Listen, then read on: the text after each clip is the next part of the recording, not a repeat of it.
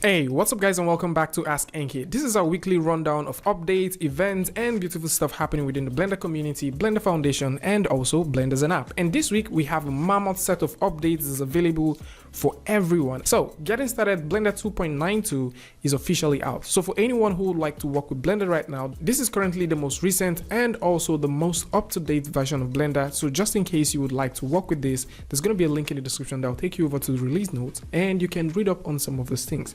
So some things that we expected are not here, and some of the things that we also got to see within the early times of the alphas didn't still make it to this one.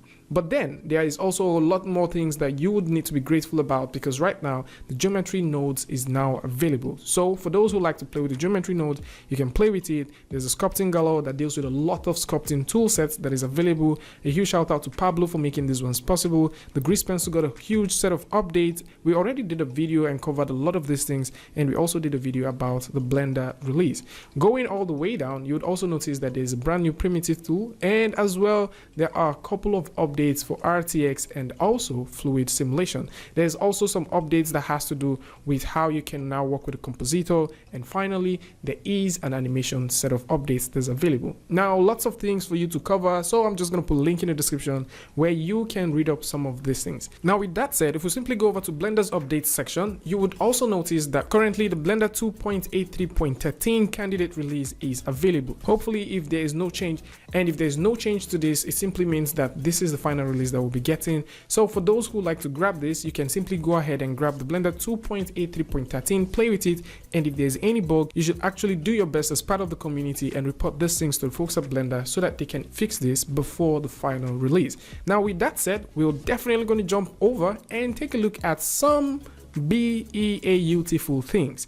And what are we talking about? We're talking about the fact that Blender 2.93, the alpha, is in full gear. And before we actually jump into talking about that, one of the things that you guys kind of expected to see with Blender 2.92 was the asset browser. So the asset browser didn't make it to this. So just in case you're wondering about the asset browser, there is no asset browser for Blender 2.92. Something else that you might be wondering, what about it? Where can we find it? Is the sculpt painting tool. And that as well didn't also make it to this tool. All right, so that as well didn't make it to this. Some of the teased tools and some of the stuff that Pablo has been working on still didn't make it to this one as well. And there's also a couple of tiny updates and tiny stuff that didn't make it to this final release. So you just have to stick with the basic geometry nodes, as you don't really get all of those heavy ones that we got to see in the last few updates. So jumping over to Blender 2.93, we're gonna start off with geometry nodes. You guys know, that is like the #1 news everywhere in the world right now, hashtag GeoNodes. And we would start off by talking about some of the updates that is available with this one. So by simply taking this all the way up, actually we don't even need to do that. I'm just going to go ahead and throw in a simple grid. So let's scale that grid all the way to this point, and let's start off by talking about something that you guys would love to know. There is now a brand new string node that have been added, and for us to test this out, we need to make sure that we have the nodes attached to that. All right, so we just added a brand new geometry node to the plane, and now there is also something I found out. There is a prefix and also a fuzzy searching feature that has been implemented within the geometry node. So for example, in previous times you have to type in the word point, and you go over to point instance, point node, all of that stuff. Now you don't need to do that. All you need to do is just type things like PD, and you get the point distribute, and that is so cool. And at the same time, you can come here and type PI and get the point instance, and that is all you need. I mean, this is magic. All right, so with this done, I can simply click here and add the cube, and by default this is the basic way we get to work with these things, no doubt. Right now there is a brand new string input node. So what is a string and how does this help anyone working in Blender? By default, strings are traditionally a sequence of characters that you get to put together, and these could be variables, attributes, and you can simply line these things up, and they can consist of several kinds of characters, which can either be symbols or alphabet. Now the beautiful thing is you can create your own attributes and load these things as strings, or you can simply use default attributes that exist in Blender and use them to drive several parameters while working within the geometry node. So we're going to go ahead and take a look at certain examples and also see how you can get started with the string node. Now by default, we have some basic attributes that we can attach to this. So if I go in and type in the word scale, we can connect this scale over to the density. And now this is the attribute reading whatever we have within this. So let's say I go in here and I type in the point scale and I bring in the point scale. We can now connect this point scale right over here. And at this point, I can now connect this over to the factor, and it takes whatever data that I have here and connects it right there. But for this case, what we're going to do is going to be very simple. Go back to vector, and I'm only going to hold down Alt and select all of this and set this to 0.1. Of course, we're going to talk more about this. Now, with this said, if we actually move this all the way here, there is also a brand new node known as the simple subdivision. So if I simply type in simple subdivision, you can, or SS, you can see that we have the simple subdivision, and this subdivision is totally different from the other one which you saw. So you probably have seen that as well. So if I typed in the word SS as well, you notice that we have a different subdivision. I'm going to go ahead and explain this for you guys. So this subdivision that is available right here subdivides the geometry that you're reading from. All right. So how does this actually work? So if I connect this node over to this geometry node and I go over here and turn on the wireframe, I would like you guys to take a look at what we have. If I select the node and press M on the keyboard, you would notice I just muted that node, and right now we have this one hidden. All right, and right now we no longer have the subdivision. If I select it and press M on the keyboard one more time, we can actually subdivide this. So the responsibility of this is to subdivide this geometry, while the responsibility of this other one, all right, is to subdivide what you have as an instance. So right now, if I actually go over here and connect this, you would notice that we have this one subdivided. So I can now increase and reduce, increase and reduce. And I can also move over here and I can increase this. All right, let's move that backwards. I can increase this. So you don't see anything happening because we have a low density. I'm just going to go ahead and increase that. And once we do that stuff, we can now start seeing some very cool stuff. So if I bring this down, you notice we have that down, and I can crank this one all the way up and get something like that. Meanwhile, there is also something that is pretty cool I also want to show you guys. Now, you probably have or have not seen this one, but you know, it just makes sense to share this with you guys so that you will be in the knowing. The last time we talked about the geometry node, we talked about how you can use density to drive the geometries that you have directly on your model, all right? And we also talked about how you can, you know, play with this, manipulate it, and get some cool stuff.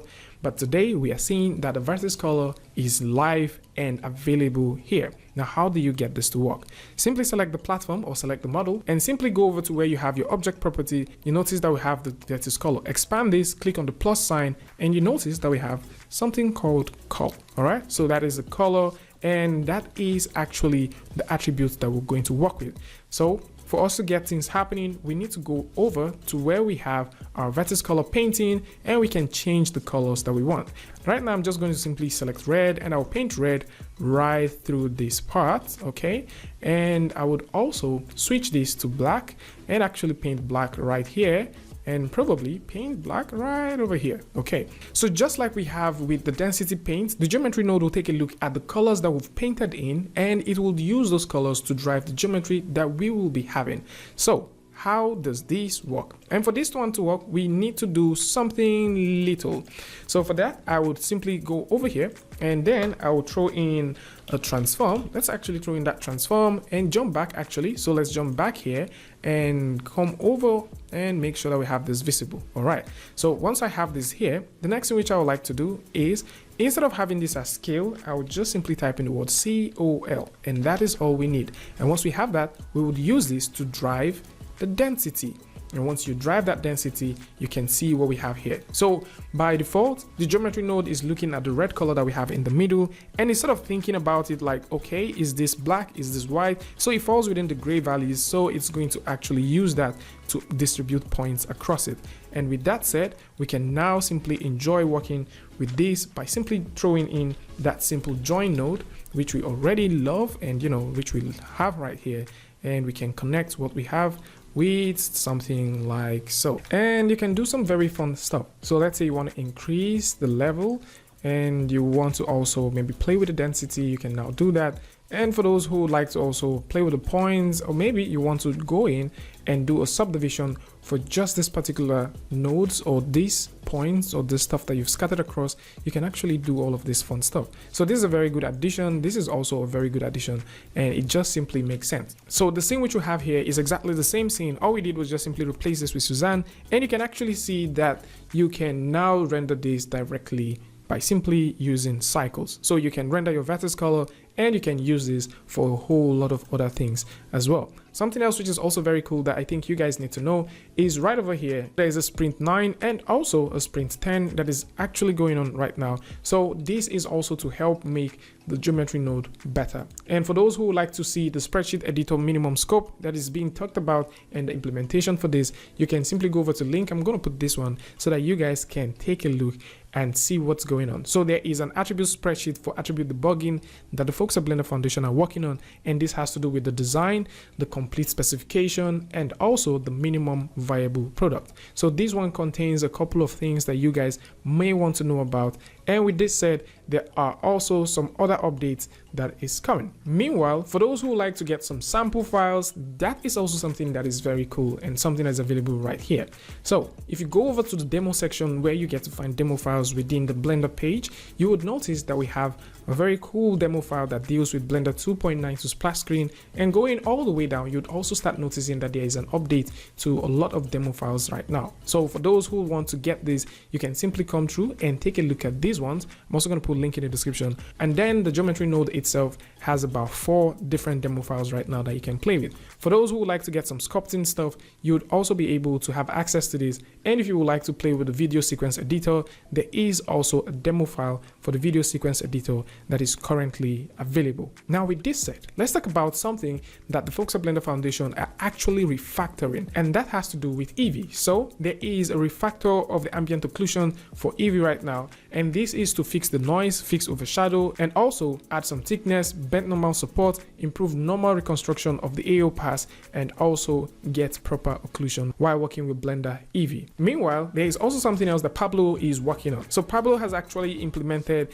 a flip image operator, and this one is very cool. So just in case you have an image and you want to flip it horizontally, vertically, you can go ahead and do all of that. And he's actually teasing something that no one can lay their hands on, and that is the experimental bent deformation for the pose brush. And there is also a brand new masking filter that he's working on right now. So the masking filter would help you to tweak your mask in real time, and you can also play with the gradient values and also include and deduct several sort of masks. And for those who like to create patterns with your mask and you want to use the mask to drive certain forms and also create things with this is also going to be very, very useful. There's also an interactive preview that he's trying to do for the mask as well, so that you can directly work with the pie menu and create mask shape with the brushes, and also use the expand feature that he's implementing currently and play with other filters that exist with Blender sculpting toolset. And with that said, let's dive over and take a look at what the folks at Blender Cloud are doing right now. So if you go over to Blender Cloud, you already know that the current project is Sprite Fright.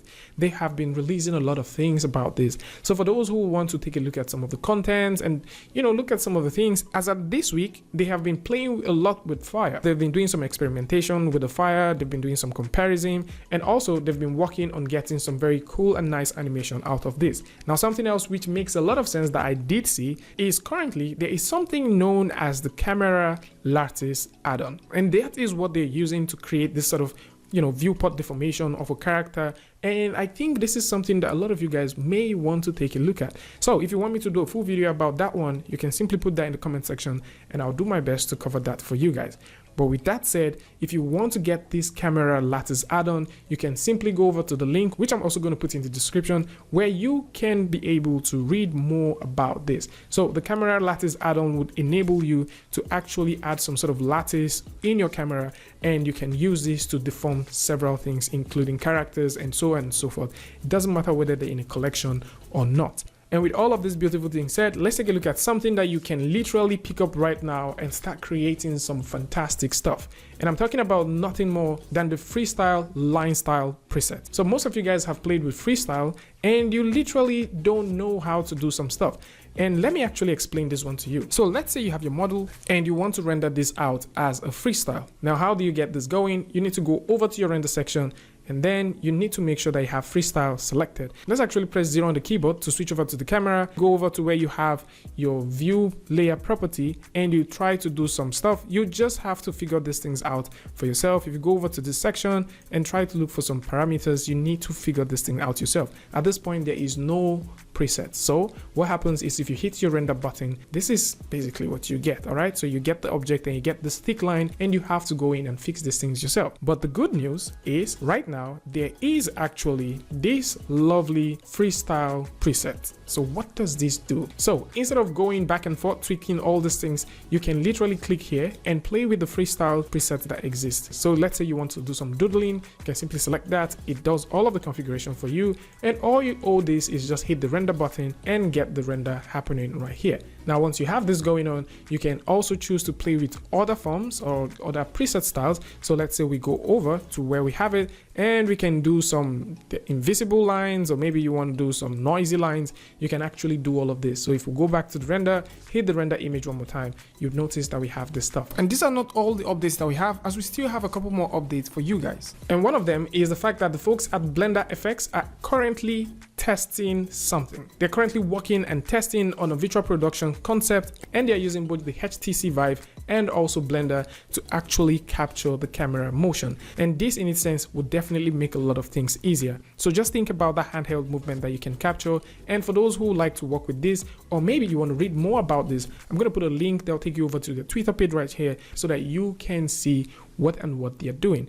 And with this beautiful thing said, some other folks are doing something very incredible with Blender. As right now, for those who would want to read up on something, there is actually a small read that is available here, the future of storyboarding, by simply using Blender for pre-production. So Alexandra Heboyan is an animation director based in France. They have been using Blender for some very cool stuff in terms of storyboarding and trying to make some animated piece. If you want to read these things and get inspired by it, you can simply go over to the link in the description and read how Blender has been helpful to this particular artist. Also see how much stuff that you can take as advantage of having Blender as a free tool and creating some epic and beautiful stuff for yourself. Meanwhile, before we go, this is actually the last one, okay? So meanwhile, before we go, there is something, and I think it's right to actually show you guys this, all right?